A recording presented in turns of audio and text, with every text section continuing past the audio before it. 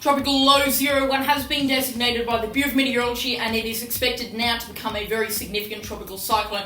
The Bureau of Meteorology is quite confident in this system becoming a severe tropical cyclone, the first of the Australian season. I'm very confident in this becoming a severe tropical cyclone, and we cannot rule out a severe tropical cyclone landfall around Port Headland around 5 days from now. We're about to get absolutely shot by this massive cyclone. We're really looking at a very dangerous cyclone threat. Now, this storm, which you can see here, is Tropical Low 1. Now, it's got that central dense overcast, which does look fairly impressive, but it looks a lot better than it actually is. There's hardly any rotation in it, and that is ASCAP confirmed. The winds are very low. This huge banding feature here that comes down there, that's the impressive part of this system. It looks very good, it's very large indeed, and that's where the winds are, so quite much of a front right now. Though this banding feature has been waning in cloud tops, it means that the system will probably have a better time getting itself together, because this is obviously a band of thunderstorms which require high shear, which is just going to show that there is a high shear environment over here. So if that goes, maybe the wind shear is dropping for this storm. So it'd be very good news for the storm.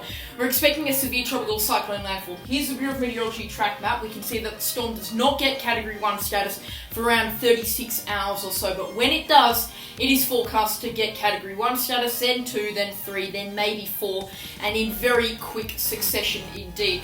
Now we can see that the grey shaded areas where the storm could actually track through, and we cannot be ruling out a Port Headland landfall in the next 3 or 4 days. Now, this storm is expected to rapidly intensify to Category 3 intensity by the Bureau of Meteorology forecast. I'm calling for a Category 4 on the Australian scale at the end of this forecast period. We cannot be writing off Category 4 by the end of this forecast period.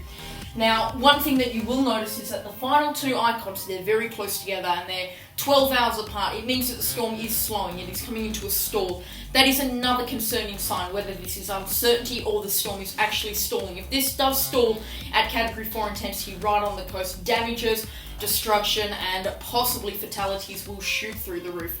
It's very concerning if this storm does stall. Now, if you are in Port Headland, if you are from anywhere from Broome right over to Karratha, you need to start monitoring this system closely. Now, it will get the name Lucas, providing no other storm forms between now and probably Thursday. If this does get the name Lucas, you need to pay attention to every single Lucas you hear on the radio and on the news, because that could provide information that does mean the difference between life and death. So to prepare for this storm, you need to go down to your store now. Now, be an early bird, go down to the store, get your canned food, get your water, get your batteries, get your radio fixed up if you have to. Make sure that you have got enough supplies to last you at least a week. And if you're in a rural location with bad roads leading into you, enough to last at least 3 weeks. Now, this storm is also forecast to head well inland, as you can see with the forecast model, and it will stay inland at quite intensity, possibly passing Marble Bar as a Category 2 system on the Australian scale 5 days out from now. But by then, there is quite a bit of uncertainty 5 days from now, and that is probably why the track of uncertainty is pretty large. The spaghetti models are literally taking the storm everywhere. So that could be a little bit of good news for Marble Bar, that it isn't actually certain. But if you are from anywhere from Broome inland to Marble Bar and then out to Karratha, if you are in that area, you need to start watching this system closely and getting ready. And if you're as far west as Onslow, I'd keep watching this storm as well.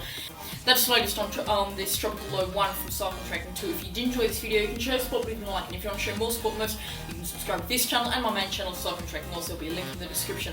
That's all from me. I'll catch you all in the next storm. Goodbye.